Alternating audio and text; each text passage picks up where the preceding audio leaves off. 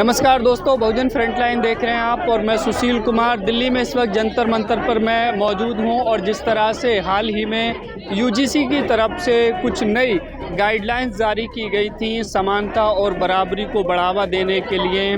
Discrimination जातीय भेदभाव प्रताड़ना को ख़त्म करने के लिए, उसको रोकने के लिए। उसके बाद हमने देखा कि देश भर में किस तरह से कुछ सवर्ण लोग विरोध कर रहे थे उसका, और अब बीते दिन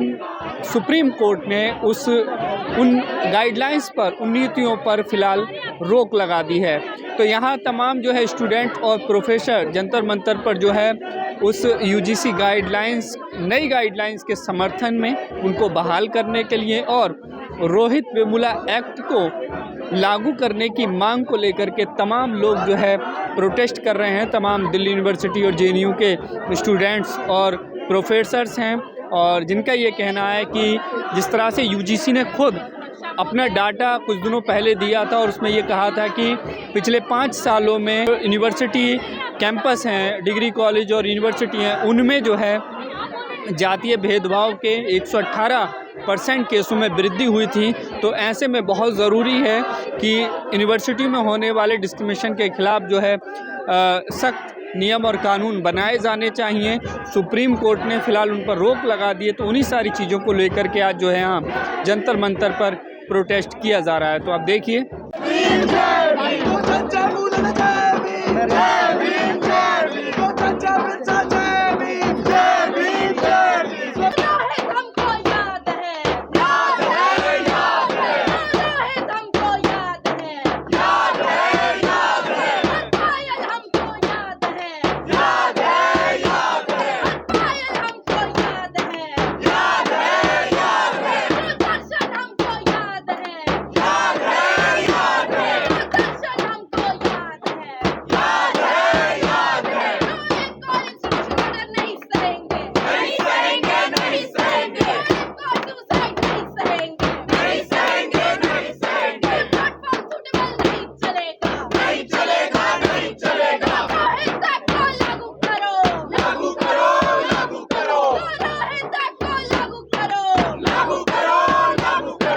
हम याद करते हैं उस शख्स को जो आज हमारे बीच में अपना बर्थडे मना रहा होता, जिनके जन्म दिवस पे आज हम यहाँ पे इकट्ठा हुए हैं।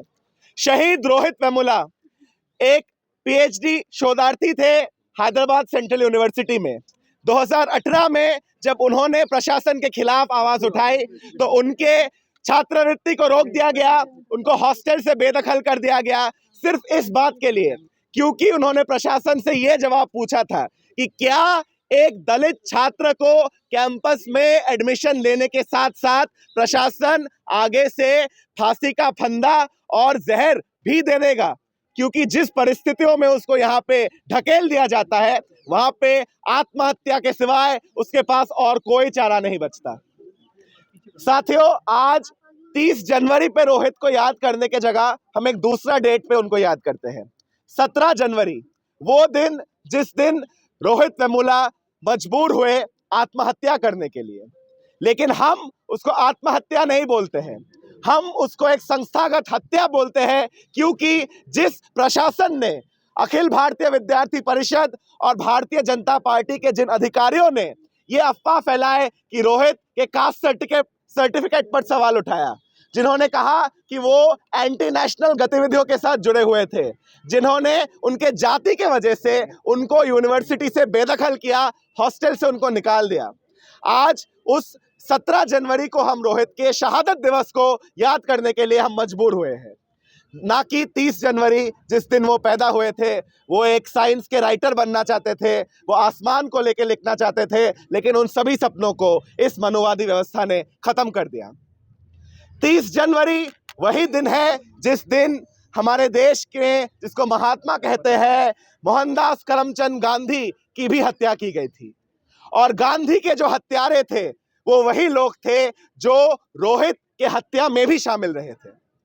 आज भारतीय जनता पार्टी और राष्ट्रीय स्वयंसेवक संघ के सरकार में पिछले 5 साल के अंदर सरकारी आंकड़े बताते हैं, यूजीसी के आंकड़े बताते हैं कि 118% बढ़ोतरी हुआ है एससी, एसटी, ओबीसी छात्रों के खिलाफ जो जातिगत भेदभाव होता है यूनिवर्सिटियों में, उन आंकड़ों में।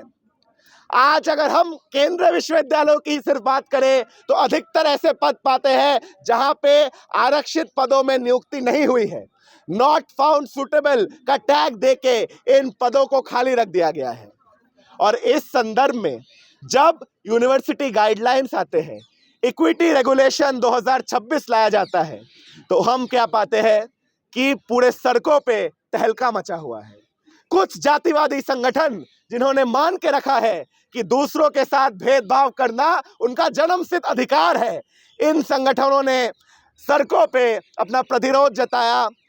अलग अलग जाति सूचक गालियां दी, प्रधानमंत्री को भी जाति सूचक गालियों से संबोधित किया गया, लेकिन इन संगठनों के खिलाफ एक भी लाठी नहीं बरसाई गई है। इन सभी संगठनों को संरक्षण दिया गया है। इन सभी संगठनों को आने वाले दिनों में बड़े बड़े पदों में प्रमोशन भी दिया जाएगा। और इन संगठनों के दबाव में आके आज हम पाते हैं कि जो सर्वोच्च न्यायालय है वो एक दिन पहले कल एक वर्डिक्ट देते हैं जहां पे वो कहते हैं कि अगर ये यूजीसी गाइडलाइन लागू हो जाते हैं तो हमारे देश में जो कुछ जाति है, जो ऐतिहासिक तौर पे दबंग जातियां रहे हैं, सवर्ण जातियां रहे हैं, इन जातियों के साथ भेदभाव होगा।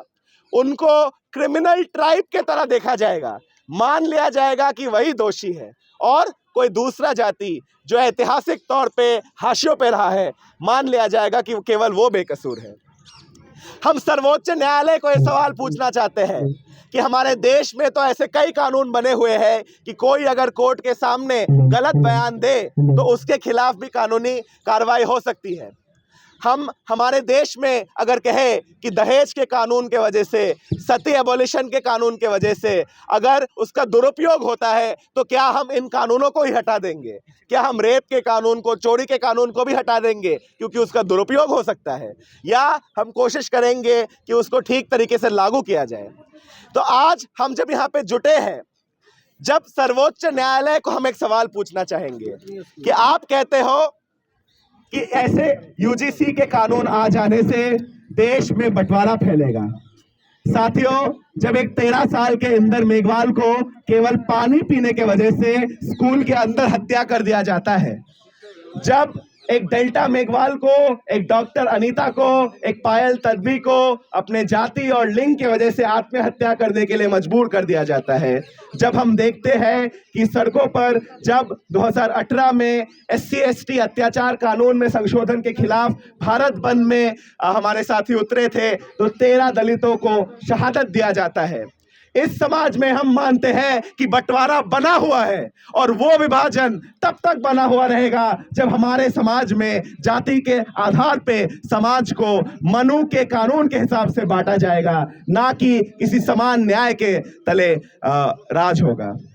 तो इसी के वजह से आज हम मजबूर हुए हैं कि जंतर मंतर पे अपना विरोध जताएं।